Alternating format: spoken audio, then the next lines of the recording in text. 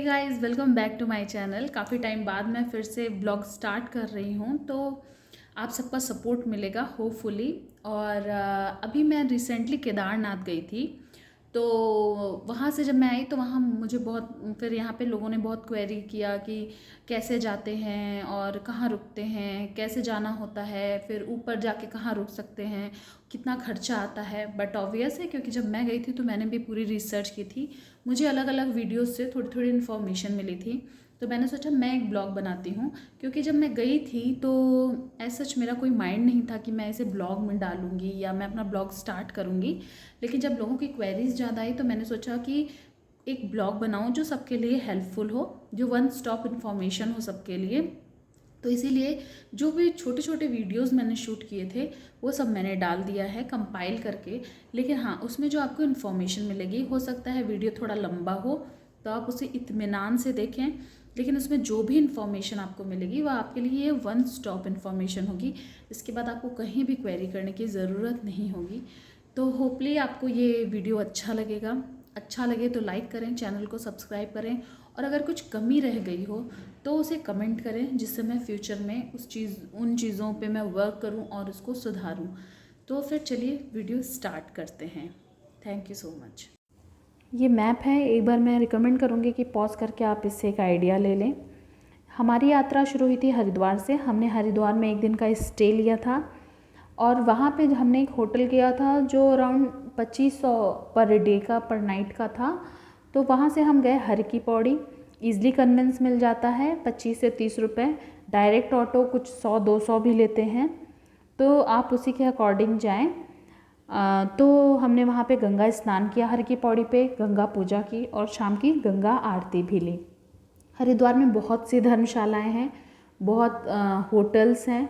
मैं रिकमेंड करूँगी कि आप हमेशा मतलब वीक डेज़ में जाएं। वीकेंड में जाने पे वहाँ पे बहुत महंगे मिलते हैं, बहुत मुश्किल से मिलते हैं, या आप प्री बुकिंग करा लें।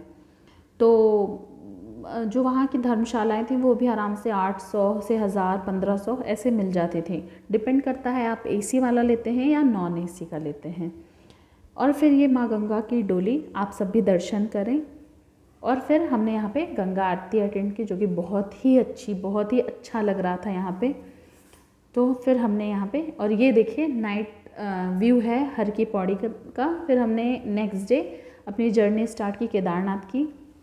हमने एक इनोवा क्रिस्टा बुक की थी। तो हम क्योंकि 5 जन थे, तो बस की कॉस्टिंग और गाड़ी की कॉस्टिंग से हमने उसको कंपेयर किया। हमें ये अराउंड 30,000 का पड़ा, 30K। तो इसमें हमें 6 रात और 6 दिन और 5 रात इसमें इंक्लूड था, प्लस 10,000 इन्होंने और एक्स्ट्रा लिया था हमारा केदारनाथ में ऊपर स्टे करने का, और 2 टाइम का फूड इन्होंने उसमें इंक्लूड किया था। तो जिस दिन पहुँचे उस दिन का फूड, फिर नेक्स्ट मॉर्निंग का ब्रेकफास्ट उस 10,000 रुपये में इंक्लूड था। और हम रुके थे, वो इंदौर हाउस था, जो कि वहाँ से 500 मीटर की दूरी पे है। तो ये भी डील कुछ ख़राब नहीं थी, क्योंकि मंदिर में ऊपर होटल मिलना थोड़ा मुश्किल हो जाता है। मैं ये जो एजेंट है इनका नंबर मैं डिस्क्रिप्शन में दे दूँगी। फिर हम पहुँचे, पहला स्टॉपेज हमने लिया देवप्रयाग में। यहाँ पे 2 रिवर एक साथ मिलती हैं, जो कि हैं अलकनंदा और भागीरथी। तो ये देवप्रयाग कहते हैं। इसके आगे जब हम जाएंगे तो यह आगे आएगा रुद्रप्रयाग। ये देखिए व्यूज़, आप देखिए कितना, बहुत ही सुंदर व्यूज़ था। अच्छा, एक चीज़ और मैं रिकमेंड करूँगी कि अगर आपको थोड़ा रीज़नेबल जाना है, ये देखिए रुद्रप्रयाग। यहाँ पे 2 रिवर मिलती हैं, अलकनंदा और मंदाकिनी रिवर। ठीक है, तो मैं आपको एक चीज़ रिकमेंड करूँगी। एक GMVN की वेबसाइट है गढ़वाल मंडल की, तो आप उनके वेबसाइट पे जाके थोड़े पहले बुकिंग कराएंगे तो वो बहुत ही रीज़नेबल रेट में अकोमोडेशन देते हैं। इवन ऊपर बेस कैंप, जो केदारनाथ के पास 1 किलोमीटर पहले बेस कैंप, वहाँ भी उनके एकोमोडेशन, वहाँ रुकने की भी उनकी व्यवस्था है। मैं उनका भी लिंक आपको डिस्क्रिप्शन में दे दूँगी। ये देखिए, ये है धरी माता का मंदिर, रास्ते में ही पड़ता है। कहते हैं कि जब 2013 में आपदा आई थी तो इनके ही मंदिर को किनारे किया गया था, जिसकी वजह से वो आपदा आई थी, यहाँ के लोगों का ऐसा मानना है। फिर जब ये सब हुआ तो इनको फिर से उनकी जगह पे कर दिया गया। जिस दिन हम पहुँचे ये सीतापुर है, सीतापुर का वो होटल है जहाँ हम रुके थे। तो क्योंकि रात हो गई थी तो उस समय मैं शूट नहीं कर पाई, मौसम थोड़ा ख़राब था, तो हम यहाँ पे रुके थे। यहाँ पे हमें एक नाइट का 1250 रुपये पड़ा था, जिसमें सिंपल 5 बेड थे और गीज़र था और ऊपर कैंटीन थी जिसके फूडिंग का हमको अलग से पे करना था। तो होप आप ये सब नोट करते जा रहे होंगे। ये एक है सोनप्रयाग से केदारनाथ तक की ट्रैकिंग, जो कि ये स्टॉप्स आएंगे। अब यहाँ पे सोनप्रयाग हम आ गए, हम रुके थे सीतापुर में। सीतापुर से 1 से 1.5 किलोमीटर पड़ा सोनप्रयाग। सोनप्रयाग हम आए। सोनप्रयाग में थोड़ा सा ये फुट ट्रैक है, थोड़ा सा चलना है। इसके बाद आपकी कोई भी गाड़ियाँ आगे नहीं जाती हैं। इसके बाद उनकी जो गवर्नमेंट की लोकल गाड़ियाँ हैं बोलेरो, वो आगे आपको गौरीकुंड तक लेके जाएगी। और ये वो बोर्ड जो हर कोई जाना चाहता है, हर कोई देखना चाहता है श्री केदारनाथ का। और ये पूरी ट्रैकिंग में नेचर इतना सुंदर आपको लगेगा कि शायद ये नेचर का गिफ्ट है कि आप बिल्कुल थकें तो आपको इतना सुंदर व्यू मिलेगा कि जिससे आप रिलैक्स रहेंगे और धीरे धीरे करके आप अपनी पूरी जर्नी को कवर करेंगे। ये एक ब्रिज आया, हमने पीछे चेकिंग की और उसके बाद ये ब्रिज आया। इसके बाद वो जो सामने आपको सब बोलेरो दिख रही हैं, यही गवर्नमेंट की गाड़ियां हैं जो हमें गौरीकुंड तक लेके जाएंगी। इनके चार्जेस हैं 50 रुपये पर पर्सन। कभी कभी ये चार्जेस बढ़ाते भी हैं, लेकिन वो बहुत rare of the rarest case होता है। लगभग इनके चार्जेस रहते हैं 50 रुपये पर पर्सन। अगर आपको हेलीकॉप्टर से जाना हो तो आप सीतापुर के पहले ही एक जगह पड़ती है फाटा, आप वहाँ पे जाएं। अगर आपने रजिस्ट्रेशन पहले से करा रखा है तो आप वहाँ पे ही स्टे करें और वहाँ से हेलीकॉप्टर से सीधे आप दर्शन करें। अगर आपने रजिस्ट्रेशन नहीं करा रखा है तो एक बार आप वहाँ पे जाके क्वेरी कर लें। अगर होगा वहाँ पे कुछ तो वो आपको बता देंगे कि हाँ यहाँ से आपकी बुकिंग हो सकती है।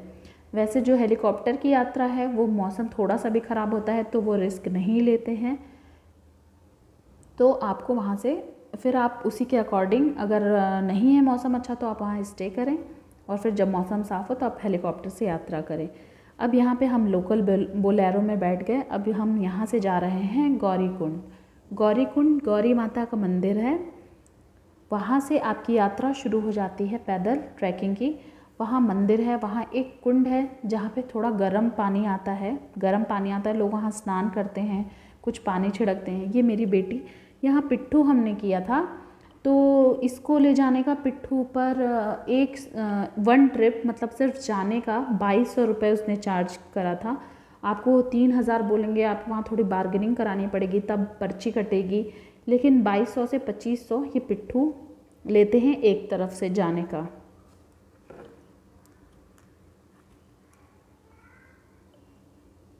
आप व्यूज़ देखिए। ट्रैकिंग में आपको थोड़ी प्रॉब्लम ये रहेगी कि खच्चर भी उसी रास्ते से जाते रहते हैं, ये देखिए, और सेम रास्ते से आते भी रहते हैं। लोग भी पैदल जा रहे हैं, लोग पैदल आ रहे हैं और रास्ता बहुत ही पतला रहता है। आप एक इम्पटी बॉटल ले जाइए, आपको पूरे रास्ते में पहाड़ों के पानी मिलेंगे, आपको कहीं भी पानी खरीदने की ज़रूरत नहीं है। छोटे छोटे फूड स्टॉल्स वगैरह भी लगे रहेंगे। आपको कुछ चीज़ों का ध्यान देना है कि आपको वहाँ जाते समय कपूर ज़रूर ले जाना है। आपको खुद को हाइड्रेट रखना है, पानी पीते रहना है। वहाँ पे खीरा मिलेगा, हाँ वो चीज़ अलग है कि काफ़ी कॉस्टली मिलेगा, लेकिन वो वर्थ है क्योंकि ये इतने ऊपर है कि वहाँ पे आप सोचिए इतने पतले रास्ते पे सामान लोग कैसे लेके जाते होंगे। तो आप जब जाएंगे तो आपको लगेगा कि यहाँ पे अगर महंगा भी मिल रहा है तो वो वर्थ है। कुछ वहाँ पे ऐसा नहीं है कि वो कुछ एडवांटेज ले रहे हैं। जैसे कि वहाँ पे 10 वाली मैगी आपको 50 की मिलेगी, आपको एक आलू का पराठा 80 रुपये का मिलेगा। तो आप इन सब चीज़ों के लिए भी वहाँ पे तैयार रहें।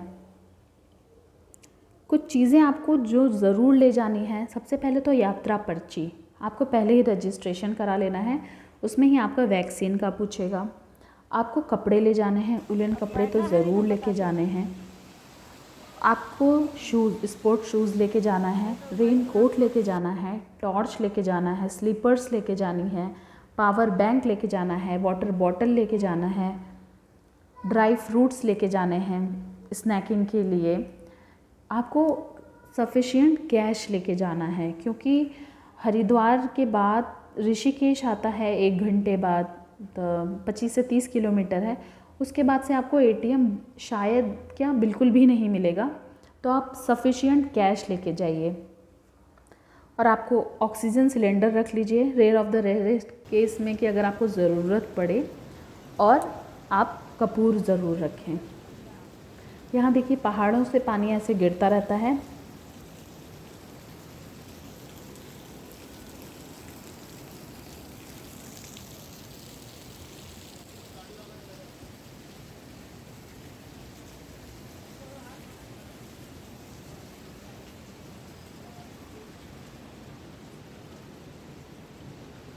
जब आप अपनी यात्रा कर रहे होते हैं तो थोड़े आगे जाके आपको पड़ेगा रामबाड़ा।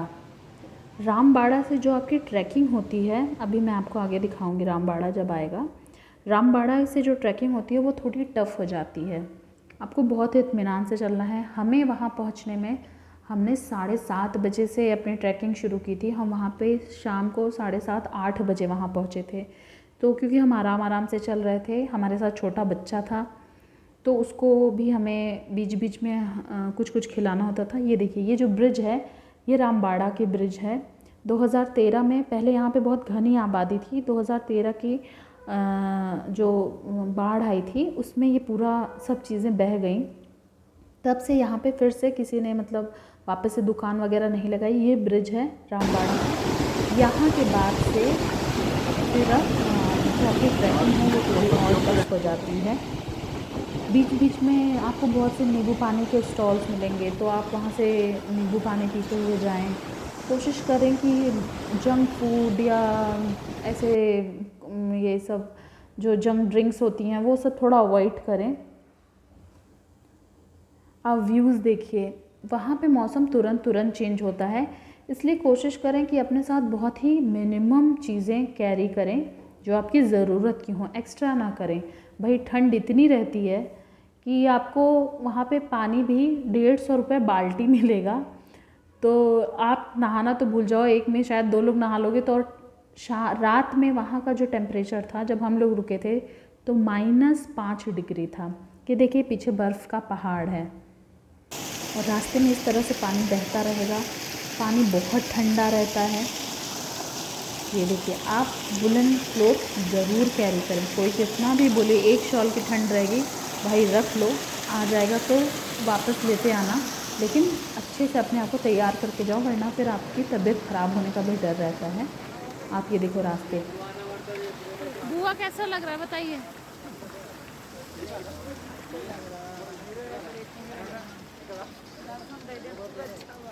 अच्छा, बहुत से सब शॉर्टकट्स बताएंगे, हमने भी लिए थे शॉर्टकट, लेकिन जो लेने लायक थे वो। ये देखिए, रात में हमें पहुंचने में बहुत देर हो गई थी, तो शूट करने का था नहीं उतना दिमाग, तो फिर नेक्स्ट मॉर्निंग ये किया, मंदिर हम पहुंच गए। ये देखिए लाइन देखिए, भाई मानसून का टाइम था, उसके बाद ये इतनी भीड़ थी, तो आप सोचिए जो पीक सीज़न रहता होगा उस समय यहाँ पे कितनी भीड़ रहती होगी। आप सब भी दर्शन करें श्री केदारनाथ जी के। पीछे पूरी बर्फ़ से ढकी पहाड़ी, बीच में बाबा केदारनाथ। एक कहावत है, सॉरी कहावत नहीं है लेकिन एक वीडियो था, यहाँ पे स्वर्ग से हवा आती है, लेकिन सच में आप जब ये देखेंगे ना तो आपको लगेगा हाँ सच में यहाँ स्वर्ग से ही हवा आती है। और ये देखिए माँ गौरी, जो गौरी कुंड से हमने ट्रैकिंग शुरू की थी, वहाँ ये गौरी माँ की डोली है, ये पर डे सुबह आ जाती है ऊपर मंदिर पे। ये सबको, ये इस समय माँ प्रणाम कर रही हैं, कहते हैं कि माँ सबको प्रणाम करती हैं। तो ये भीमशिला को, फिर मंदिर को, फिर शंकराचार्य जी के स्थान को, हर जगह को ये प्रणाम करती हैं, और शाम में ये फिर से वापस अपने स्थान पे चली जाती हैं। ये देखिए श्री केदारनाथ के मंदिर का पीछे का भाग। लकीली जब हम गए थे तो उसी दिन गर्भगृह खुला था, मतलब हम बिल्कुल उनके पास जाके हमने दर्शन किए थे, ये उनकी कृपा थी। तो जीवन में एक बार ज़रूर श्री केदारनाथ जाएं। केदारनाथ के पास ही है त्रियुगी नारायण। हम नहीं जा सके क्योंकि वहाँ पे लैंडस्लाइड हो गई थी, तो हमें नहीं जाने दिया गया। केदारनाथ से फिर हम गए बद्रीनाथ। बद्रीनाथ से फिर वहाँ से एक गांव है, लास्ट गांव कहते हैं इंडिया का, माना गांव। वहाँ भी हम नहीं जा सके क्योंकि उस समय मौसम बहुत ख़राब था। हम जुलाई के बिगनिंग में गए थे, बहुत लैंडस्लाइड हुई थी। तो आप जब भी जाएं तो इन सब जगहों को ज़रूर एक्सप्लोर करें। मेरा एक्सपीरियंस बहुत ज़्यादा अच्छा था उत्तराखंड का। आप भी ज़रूर एंजॉय करें। आप भी मुझे कमेंट में ज़रूर बताइएगा कि आपको जो ये इन्फॉर्मेशन थी वो कैसी लगी, और आप गए तो आपका क्या एक्सपीरियंस था। बाबा केदार आप सबकी मनोकामना पूरी करें, सबको खुश रखें, सबको स्वस्थ रखें। इस रास्ते से फिर आगे हम गए, इसके ऊपर यहाँ पे भैरवनाथ का मंदिर था, जो कि बारिश का मौसम था तो हम नहीं गए, बाकी क्योंकि हमारे साथ बच्चा था और बाकी कुछ लोग वहाँ पे जा रहे थे। और यहीं पे पीछे मेडिटेशन गुफा भी है, इसके जस्ट अपोजिट साइड, जहाँ पे जो हमारे पीएम हैं उन्होंने मेडिटेशन किया था। आप ग्रीनरी देखिए, नंदी बाबा की मूर्ति बिल्कुल जस्ट सामने ही है केदारनाथ के।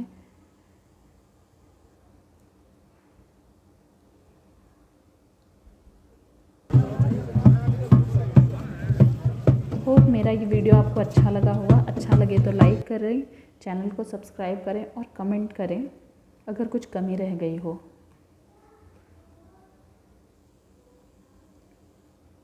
माँ गौरी की डोली का आप भी दर्शन करें। मिलते हैं अपने नेक्स्ट वीडियो में। Thank you so much. जय श्री केदारनाथ।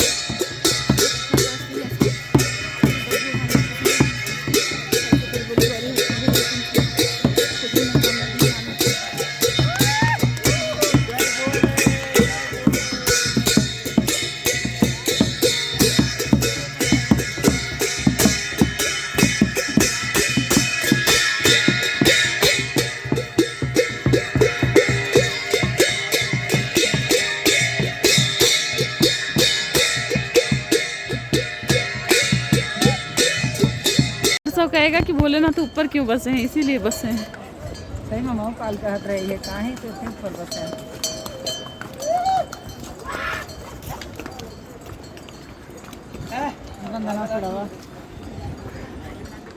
कुछ नहीं दिख रहा है। अब तो लग रहा टॉर्च जलाना पड़ेगा बुआ।